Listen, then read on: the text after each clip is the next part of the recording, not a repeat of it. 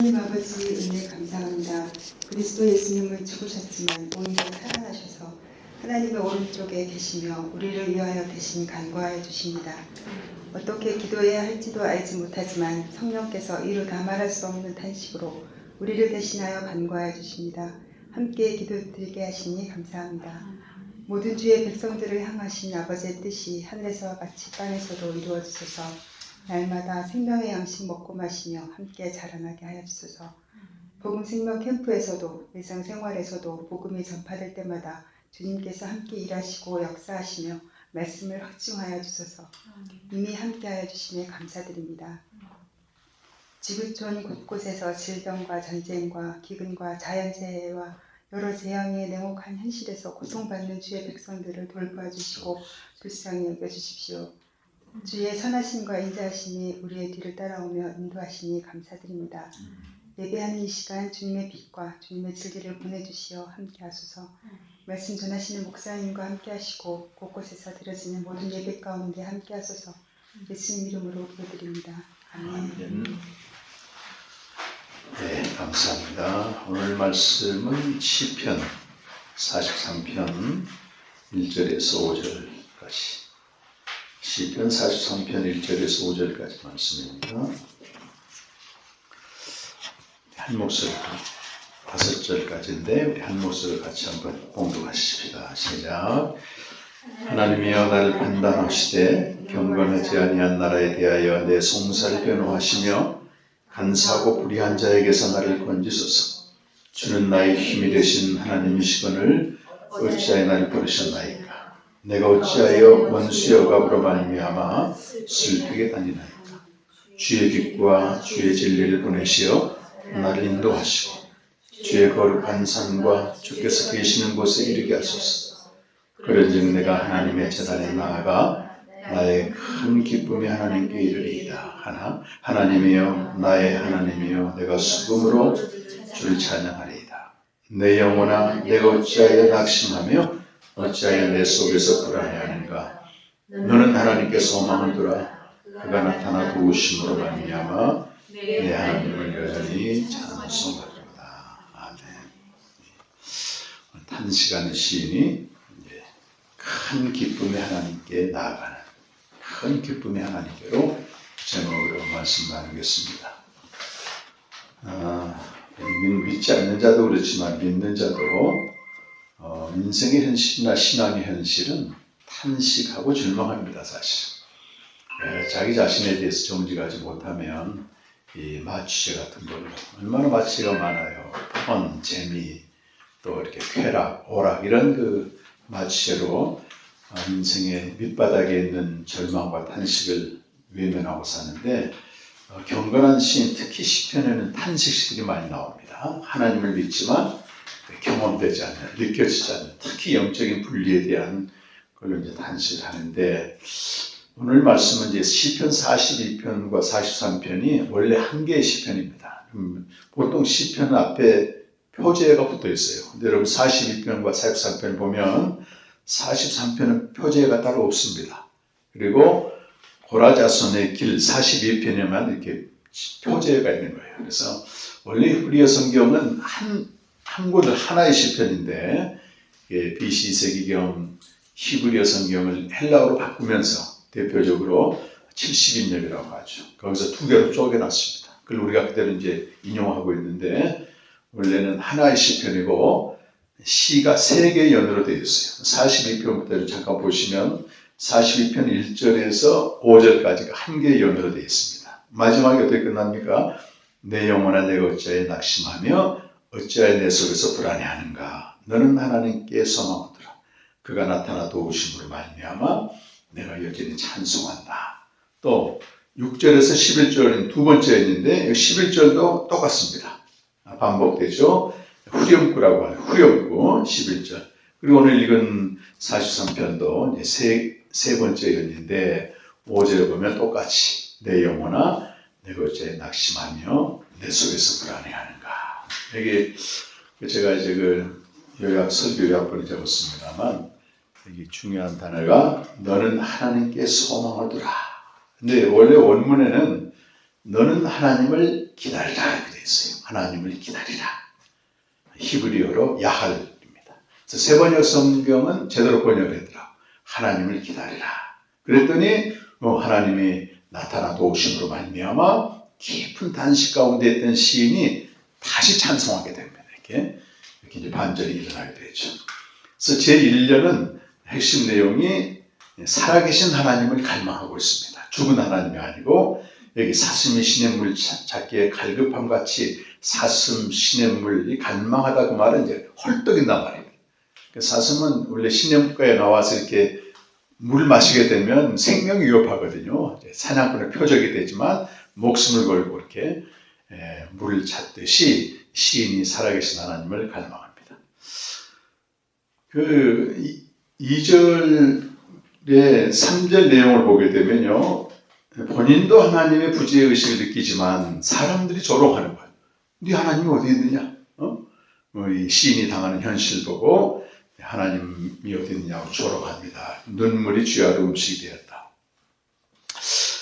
4절에 보니까요. 이 시인은 전에 엄청난 그 영적인 임재를 경험했고 부흥도 경험했습니다. 그래서 많은 성도들 데리고 하나님께로 들어간 걸 보면 아마 영적인 지도자라고 할 수 있습니다. 근데 지금은 이제 오히려 쫓겨난 자가 되었고 하나님께 나아갈 수 없는 상태가 되었다고 하는 것입니다. 그러면서 이 마음이 상하게 되는데 5절의 내용은 아까 말씀드린 대로 찾고 있습니다. 그래서 이 시인의 과거는 하나님의 임재로 충만했는데 지금은 하나님이 느껴지지 않는 것. 그래서 경건한 성도의 고통은 눈에 보이는 어떤 것이 부족해서가 아니고 하나님이 안 계신 것처럼 느껴지는 것. 하나님의 부재의식입니다. 우리도 얼마든지 경험할 수 있습니다. 제2연은 핵심 내용이 8절에 있는 생명의 하나님께 기도하리로다. 아까는 살아계신 하나님을 갈망했는데 이번에는 살아계신 하나님께 기도하는 거잖아요. 지금 기도하는 거. 그 두 번째 연 보게 되면 그 6절에 요단 땅과 헬몬산과 미살산의 수를 기억합니다. 이 요단 땅, 헬몬산, 미살산은 전부 이스라엘 북쪽에 있는 산맥이 위치하는 산인데 거기는 물줄기가 굉장히 많습니다. 그래서 풍부한 곳이죠. 그때 생수의 원천은 이 풍성한 은혜를 과거에 경험했는데 지금은 오히려 하나님의 징계에 파도와 물결이 시인을 덮치고 있었습니다. 여기서 시인은 어떻게 기도합니까? 9절의 말씀 보니까 내 반석이신 하나님께 이렇게 기도해요. 어찌하여 나를 잊으셨나이까? 내가 어찌하여 원수의 압제로 슬프게 다니나이까? 이 기도 내용은 오늘 43편 2절에도 그렇게 그대로 나옵니다. 아까는 나의 반석이요. 여기는 나의 힘이신 하나님이요. 내가 어찌하여 나를 버리셨나이까? 내가 어찌하여 원수의 억압으로 말미암아 슬프게 다니나이까? 굉장한 단식이죠. 자, 세 번째는 오늘 읽은 43편 1절에서 5절까지입니다. 여기는 기도응답이 나와요. 계속해서 절망하고 탄식하고 부르짖었는데 4절에서는 큰 기쁨이 하나님께 나아가겠다. 대단하죠. 여기도 똑같이 내 하나님이 어디 있느냐 조롱하는 자들을 향해서 하나님께서 변호해 주시고 호소하길 기도합니다. 그런데 이 시인이 3절의 말씀 보시면요. 기도 내용이 어떤 나의 부족함을 채우는 게 아니고 빛과 진리를 보내셔서 하나님이 계신 곳으로 나를 인도하옵소서. 하나님의 임재를 좀 구하고 있는 거잖아요. 그렇게 되면 내가 하나님의 제단에 나아가 큰 기쁨의 하나님, 이거 굉장히 중요한 단어입니다. 큰 기쁨의 하나님. 하나님에 대해서 알고 있어요. 이 시인은 벌써. 하나님이 어떤 존재인가. 신약에서는 밝히 계시가 되죠. 세상을 창조하기 전부터 아버지와 아들과 성령이 같이 있으면서 이분들이 큰 기쁨으로 존재했습니다. 잠언 8장 30절에도 아들이 성자가 성부 앞에서 기뻐하며 춤을 췄다. 완전한 기쁨 속에 그분들이 계셨다고 하는. 구약의 대부분의 탄식시는 신약의 예수 그리스도의 탄식으로 성취가 됩니다. 그럼 예수님이 이 땅에 계실 때 어떻게 사셨습니까? 랄랄룰라 그렇게 사셨어요? 그렇지 않습니다. 히브리서 5장 7절 보게 되면 그는 육체에 계실 때, 이 땅에 사실 때 심한 통곡과 눈물로 간구와 소원을 하나님께 드렸다. 그러니까 어떤 세상에 오신 거예요? 죄와 사망 가운데 지배당하는, 그가 지으셨지만 죄와 사망 가운데 고통하고 신음하는 많은 사람들 대신해서 오신 겁니다.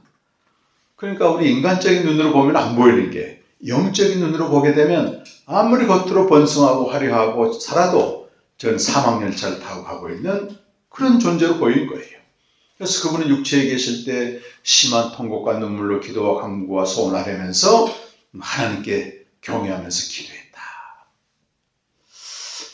이 인간의 실체와 세상의 실체를 알수록 우리가 탄식하고 기도하지 않을 수가 없습니다.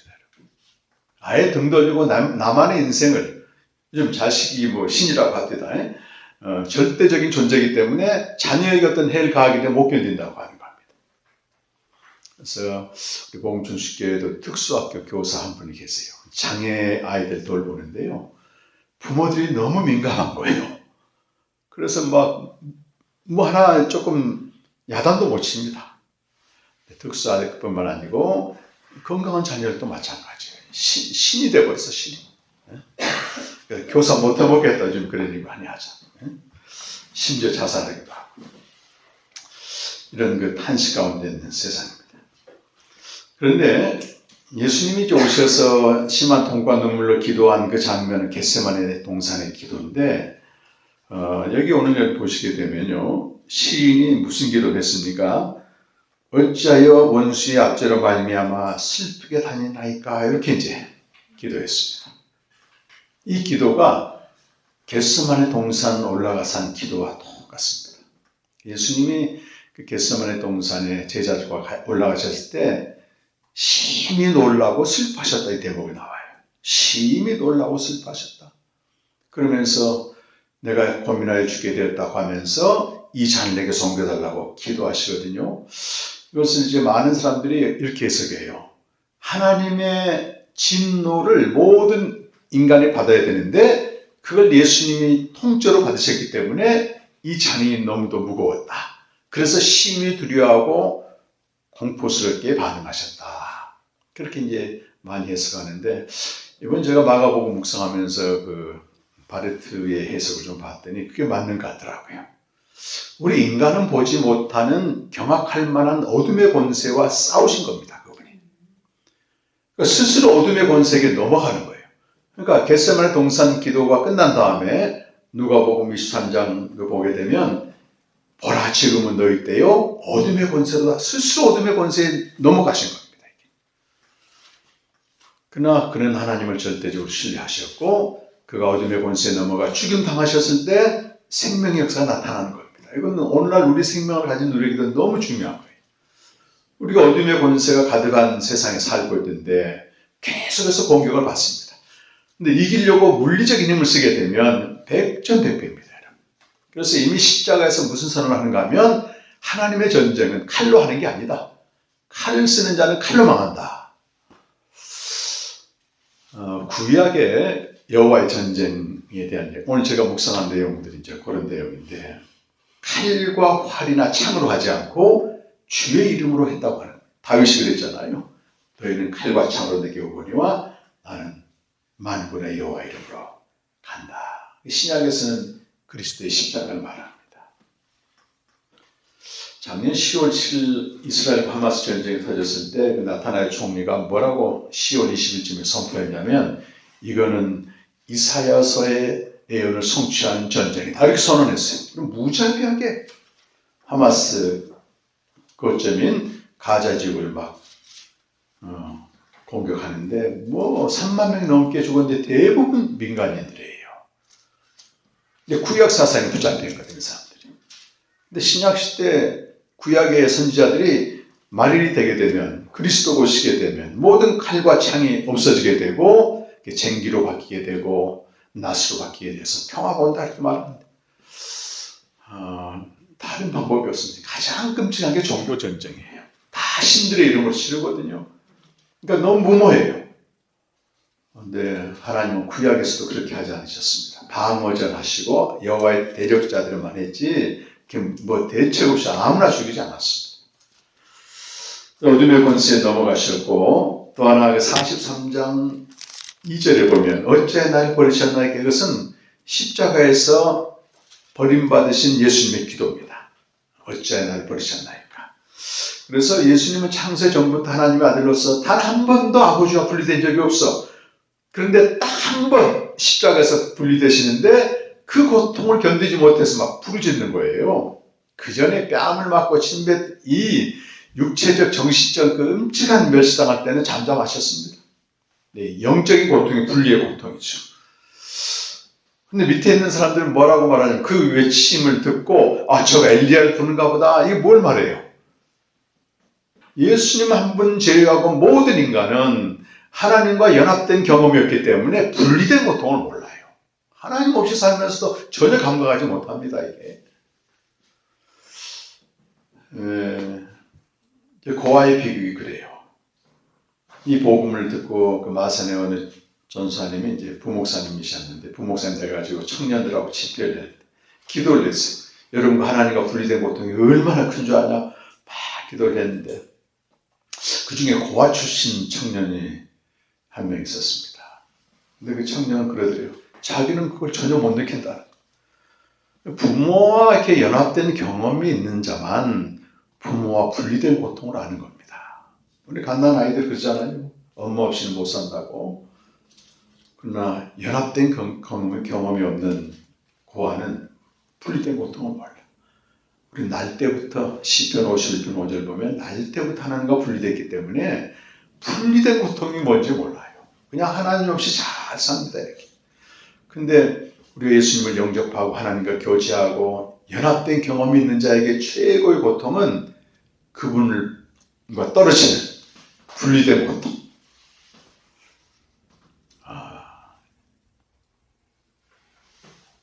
사람마다 또 믿는 자마다 각자 믿음의 분량이 다르겠지만 제가 그런 경험을 이 주간에 한번 했습니다. 요엘서를 묵상하다가 이제 이틀 걸 한꺼번에 하고 이제 하루는 쉬게 됐어요. 굉장히 몸이 자유롭더라고. 야, 오늘은 쉬는 날이구나. 근데 오후쯤 됐는데 뭐 그렇게 공부할 수가 없는 거예요.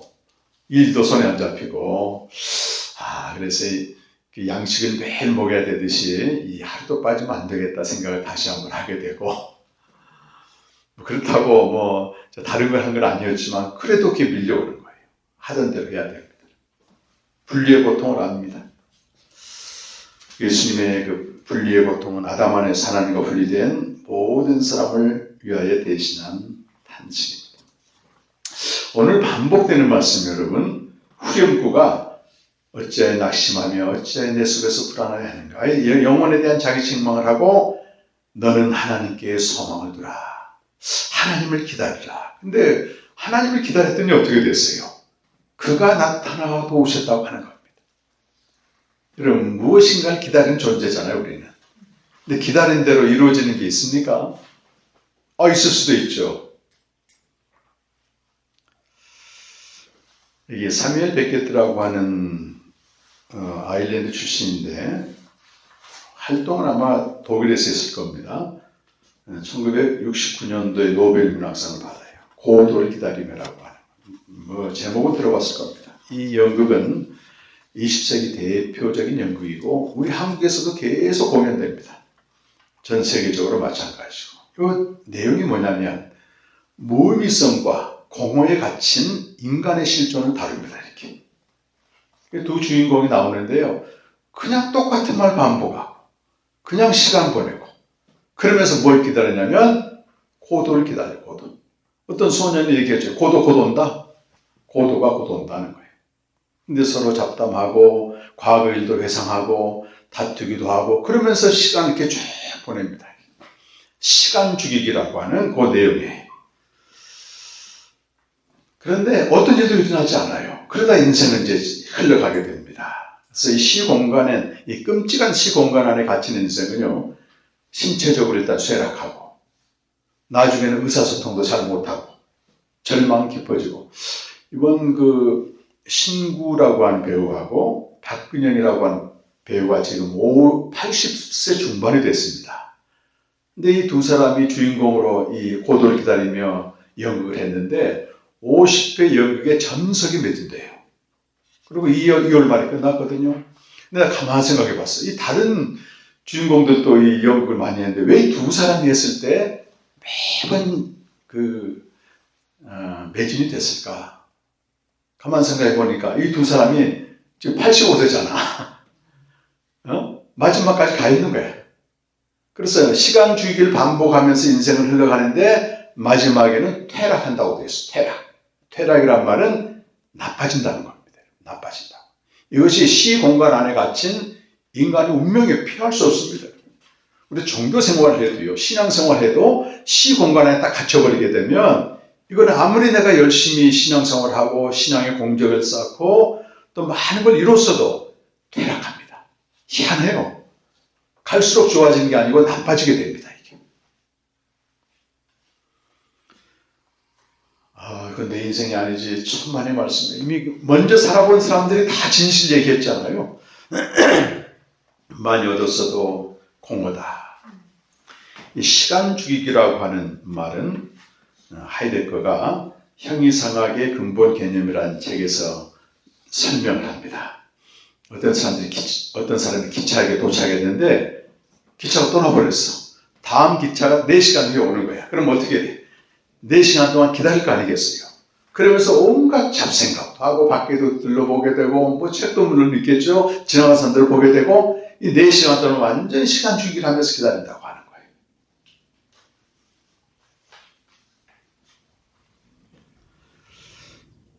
하이데거는 말합니다. 모든 인간은 자기가 원해서 태어난 게 아니고 내던져졌다는 거예요. 세계 속에 내던져진 인생입니다. 피투된 인생이라고 말하죠. 근데 그가 살아가 보니까 불안의 기분 잡혀 있다. 오늘 시인이 말한 불안의 기분 잡혀 있고 공허 속에 놓여 있다. 이것이 이제 어떤 권태의 구조라고 하는 것입니다. 그러니까 이 권태, 지루함에서 벗어나기 위해서 인간은 끊임없이 시간 주기를 해요. 그 4시간 후에 올 기차를 기다리면서 사람들이 막연하게 시간을 죽이듯이 나름대로 4시간 후에 오는 기차처럼 자기 나름대로 고도가 있어. 자기 나름대로 찾는 소원이 있어. 그 결혼이든 자녀가 태어난 뭐 또 집을 장만하는 거든 뭐 다 있다고. 사업의 성공이든. 그 고도를 앞에 두고 그것이 이루어지기까지 계속 시간 주기. 요즘은요, 이 손안에 핸드폰이 들어와가지고 시간 죽이기 너무 좋은 시대가 되어버렸어요.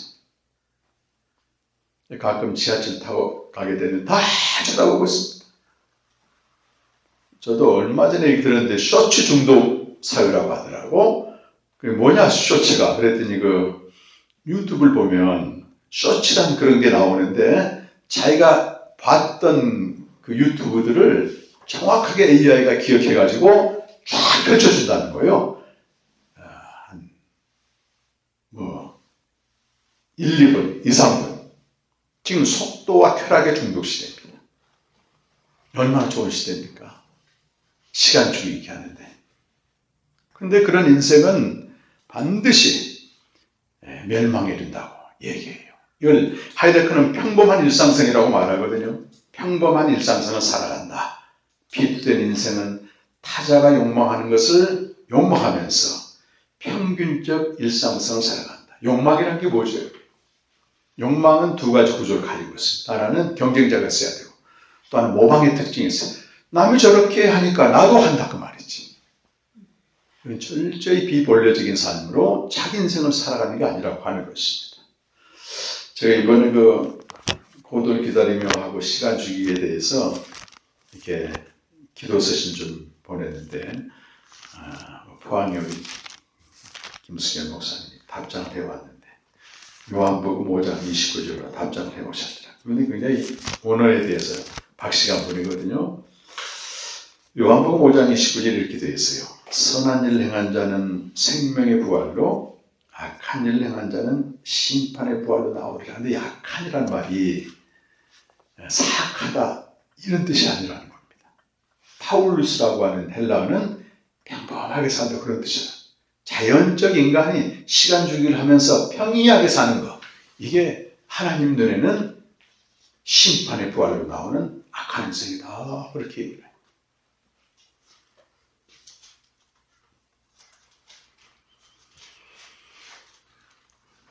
누구도 피할 수 없습니다. 이런 인생은. 시간 주기를 하며 기다리는 고도가 누구이며 그게 무엇인가? 그게 그가 믿는 신이라고 하는 겁니다. 저는 분명히 그렇게 믿어요. 이 내던져진 인간은 그냥 내던져진 게 아니고 하나님에 의해서 보냄받은 인생이거든요. 그 보냄받았다 그 말은 목적이 있을 거 아니겠어요?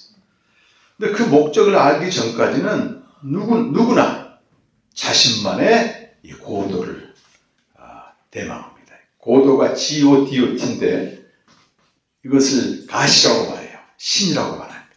신으로 표현하죠. 근데 그 연극에 나오는 고도 중에 한 대상이 기독교가 말하는 신입니다. 근데 기독교의 하나님은 아니라고 하는 거예요. 상당히 실존주의자들이 기존 교회에서 전하는 그리스도를 다 배척합니다. 이거는 이미지만 사람들이 원하는 신을 이미지화했다 이거죠. 본질은 감춰놓게 되고 내가 원하는 모상을 만들어 놓은 거예요. 그건 우상이지 사실은. 그리고 인간은 고도 신 없이는 존재할 수 없습니다. 나름대로 물질이든 성공이든 나는 뭐 그렇게 잘 살긴 원하지 않지만 적당한 집 한 칸 있고 자녀 낳고 이렇게 직장 다니며 살고 싶다. 이렇게 평이한 일상성도 다 들어갑니다. 근데 그게 안 이루어지기 때문에 뭐 결혼도 안 하려고 하고 자녀 낳는 것도 두려워하잖아요.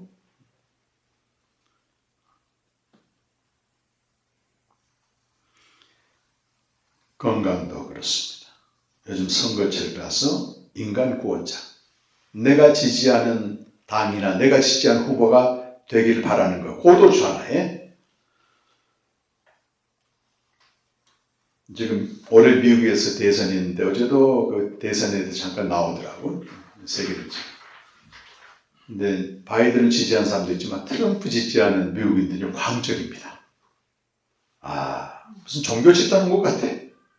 미국을 위대하게 이렇게 캐치프레이즈 거니까 막 US 외치는데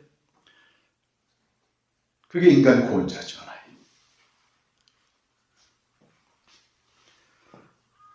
여기 경건한 시인의 탁에 바라는 이 고도는 니체가 말한 죽은 하나님이 아니라 살아계신 하나님입니다. 살아계신 하나님. 영생이 무엇입니까? 여러분? 영생은 아들 힘입어 살아계신 하나님, 큰 기쁨이 하나님께 나아가는 파레시아는 히브리서 아들 힘입어 하나님께 나아가는 권리를 말합니다. 삼위 하나님의 큰 기쁨, 페르코레시스에 참여해서 독생자의 영광으로 충만해진다고 합니다. 그래서 우리가 여기서 생각해야 될 게 우리 경건한 성도에게 영생을 가진 자의 고도는 소원 성취가 아니라고 하는 것입니다. 그건 하나님을 이용해서 내 목적을 이룬 거기 때문에 소원 성취가 아니고 존재이신 하나님에 거하는 것이다. 저에게도 그런 고도가 있더라고. 이것만 이루어지면 하면서 그게 뭐겠습니까? 이 거룩한 욕망으로 다가오는 거예요. 우리 선교의 사역이 좀 더 활성화되고 활발했으면 좋겠다. 이 사역도 한마디로 말하면 하나의 존재물입니다. 존재물. 언젠가 없어질 거예요. 그래서 아침마다 제 아내랑 교제하는데 어느 날 그러더라고. 산에 가는데 여보, 존재물, 사역도 다 없어진다. 정신이 바짝 드는 거예요. 여성분들보다 남자가 더 모르겠어. 여성도 그런 분 계시지만 일지향적이고 성취지향적입니다. 그렇구나. 이걸 막연하게 기다리면서 시간 주기를 하고 있는 내 모습을 다시 한번 보게 되고 주님 앞에 고백하게 됐습니다. 우리가 아무리 영생을 얻었어도 이 유한성의 한계와 사망의 세력이 현존하는 이 세상 속에 있는 그리스도인들은 늘 경험하는 게 이 하나님의 부재의식입니다. 진짜 하나님이 계시다면 내가 왜 이렇게 살지? 이런 그 영적인 우울감이 수시로 찾아오게 돼요. 특히 하나님의 과거에 이러셨는데, 다른 사람이 이렇게 하셨는데, 우리 조상들에게 이렇게 하셨는데, 이런 생각을 밀려오게 되면은 나한테는 하나님과 무관한 인생. 그리고 보네퍼가 이제 감옥에 있으면서 그런 얘기 하잖아요. 성숙한 그리스도인이란 하나님 없이 살아가는 방법을 배우는 거다. 이렇게까지 얘기한다고. 하나님이 느껴지지 않아도 믿는 자로 살아갈 수 있는 여기까지 가는 사람이 성숙한 그리스도인이라고 하는데, 우리 어떻게 그걸 돌파하겠냐고. 오늘 그 시인의 기도가 나옵니다. 낮에는 인자를 베푸시고 밤에는 찬송이 있어 생명의 하나님께 기도하리로다 이겁니다. 우리의 고도가 존재물이고 우리가 바라는 것이 우리의 소원 성취라면 다름 아닌 욕망인데, 욕망이라고 하는 기제는 채우면 채울수록 커져요. 이게 공허를 메꾸는데, 이게 메꿨는데 그 다음에 더 커지게 됩니다. 하나님 안에 거함으로 자족하는, 안식하는 것. 히브리서 5장 7절 아까 말씀드린 예수님의 기도를 세번역 성경으로 적었습니다. 다 같이 한번 읽고 기도하겠습니다. 시작. 예수께서 육신으로 세상에 계실 때 자기를 죽음에서 구원하실 수 있는 분께 큰 부르심과 많은 눈물로써 기도와 탄원을 부르셨습니다. 하나님께서는 예수의 경외심을 보이시고 그 간구를 들으셨습니다. 제가 이 말씀을 준비하고 어제 세계는 지금 그걸 보는데 보다가 못 보겠더라고. 너무 가슴이 아파가지고 어떤 아버지가 그래. 이 밀가루 양식을 구하려면 내 목숨과 바꿔야 된다고 하더라고. 그러면서 겨우 그 하나를 구해온 거. 그리고 그 아이들 엄마가 흙과 이 풀 같은 거, 짐승 살을 섞어가지고 만든 동그란 빵을 굽고 있더라고. 그런 내용들. 그 어린아이들, 이제 헤겔이 그런 얘기 하거든요. 이 세상은 부정한 것을 부정하게 되면 신의 나라가 온다. 그렇게 얘기했어요. 도스토옙스키는 뭐라고 말하냐면, 저 무고한 어린아이들 죽어가는데 그것으로 세계가 좋아진다면 나는 그거 거부하겠다. 이렇게 얘기한다. 이제 그 도스토옙스키가 쓴 까마라초프가의 형제를 보게 되면 어떤 그 농장에서 노예가 있었는데 그 노예 애가 한 5, 6쯤 됐어요. 근데 주인의 개를 놀렸다고, 다치겠다고. 그러니까 주인이 사냥개를 풀어가지고 그 엄마가 보는 앞에서 아이를 죽인다고. 소설 내용입니다. 그때 이제 어떤 이 땅에서 하나님 나라가 이루어진다고 하는 헤겔 사상과 또 이런 세계조화 얘기를 했는데, 그걸 가지고 이반이라고 하는 주인공이 굉장히 합리적 이성적인데 알료샤를 공격하는 거예요. 이렇게 해서 들어가는 하나님 나라, 나는 입장권을 거부하겠다. 근데 그거 보면서요, 지금 3만 명 넘게 가자 지구의 사람들이 죽어가는데 대부분 민간인이고 또 어린아이들도 굉장히 많습니다. 왜 이 아이들이 무고한 아이들 죽어야 되는가? 그 남의 일인가? 여러분, 예수님이 남의 일처럼 여기지 않습니다. 예수님. 우리가 남의 일처럼 여기는 그 대상들을 예수님은 위해서 죽으셨기 때문에 그걸 보고 잠이 드는데 너무 고통스럽더라고요. 이 밤잠을 좀 설치면서 정말 어찌해야 될까? 이 예수님은 그래서 육체에 계실 때 탄식할 수밖에 없었던 겁니다. 그래서 이미 하나님과 연합되고 생명으로 살아가는 분들이 정말 이 세대를 보면서 구별도 돼야 되지만 남의 일처럼 여기지 않고, 참 그 프로는 좋은 프로예요. 우리가 들어갈 수 없는 그 현지 통신원들 다 연결해서 생생하게 비춰주거든요. 영국의 어떤 선교사가 와가지고 창원 글로벌전 가가지고 그 얘기했대요. 세계는 지금 보냐고 그랬더니 한두 사람이 손 들더래. 그거 안 보는 사람들은 그 선교사 자격이 없다고 했죠. 본인 선교사니까 선교사에서 기도할 자격이 없다. 곳곳에 들어갑니다. 그래서 놓치게 되면 이제 녹화된 걸 이제 보고 하는데 그냥 기도 제목이 생기는 거예요. 기도 제목 생겨요. 또 가까이 있는 그 고통받는 이유들에 대해서도. 예수님의 마음을 품게 될 수밖에 없습니다. 오늘 우리는 큰 기쁨의 하나님이라는 제목으로 말씀을 나눴는데 이거는 그냥 나오는 게 아니고 자기 인생과 세상과 교회 현실 보면서 깊이 탄식하는 가운데 나는 어떤 것도 바라지 않고 그 하나님 안에 거하기만 원합니다. 그래서 지난주에 우리 서울공동체 희정자매가 2019년도에 대장암 위기 판정을 받고 잘 그 몸을 관리해가지고 올해 5년째니까 지금 완치 판정 받을 때가 된 시점에서 1월달에 이제 폐암이 생겼어요. 일기 다행히 미리 발견해서 폐암도 굉장히 고통스럽더라고요. 계속 기침을 지난주 여러분 우리 서울공동체 파일 올렸는데 희정자매 기도하는데 계속 기침하잖아요. 한 폐암 대장암 수술하고 바로 저희 부부가 매주마다 복음과 생명에 대해서 가서 나누고 교제하고 했는데 지금 정말 유일하게 하는 일이 생명의 교제입니다. 이번에 이제 한 달 정도 요양하려고 가는데 자매가 그래요.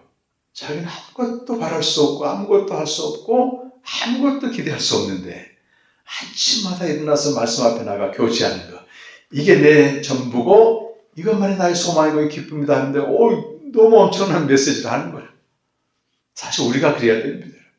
우리만의 어떤 내가 원하는 고도를 탁 정해놓고 시간 죽이게 하는 게 아니고 그럴 수 있어야 돼요. 아무것도 없어도 아무것도 기대하지 않아도 아침마다 주님과 교제하는 게 그분 품에 거하는 게 전부입니다. 할 수 있는. 그래서 그분이 느껴지지 않아도 부진해도 살아갈 수 있는 보넬포 만드는 보넬포는 굉장히 용감한 그 목회자로서 2차 대전 끝나기 1년 전에 순교하잖아요. 몇 달 전에 순교당합니다. 한 달 전에.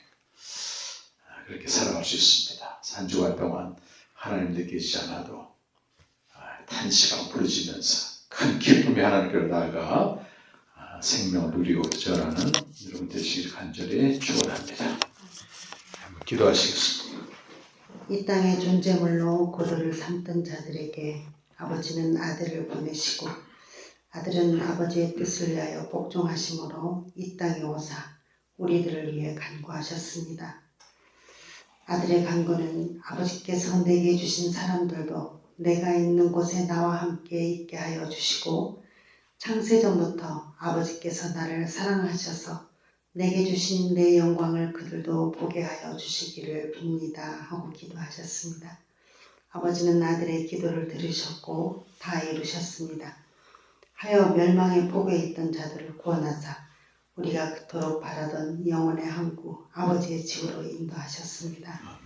거기에만 있는 기쁨, 거기에만 있는 평강 누리며 아버지와 아들 안에서 아들로 계시는 아버지의 영광을 볼 뿐만 아니라 그 아들의 영광을 우리 안에 또 충만케 하셨습니다. 아버지 우리가 무엇을 더 구하고 바라리까 우리의 목마름은 만물 위에 계신 아버지 존재이오니 아버지의 집에서 영원히 거하며 그 얼굴 보게 하여 주시옵소서. 아버지 우리가 또 귀한 예물을 드렸습니다. 이 예물이 주와 복음의 사역을 위해 쓰여지는 귀한 예물이 되게 하여 주시옵소서. 예수님의 이름으로 기도합니다.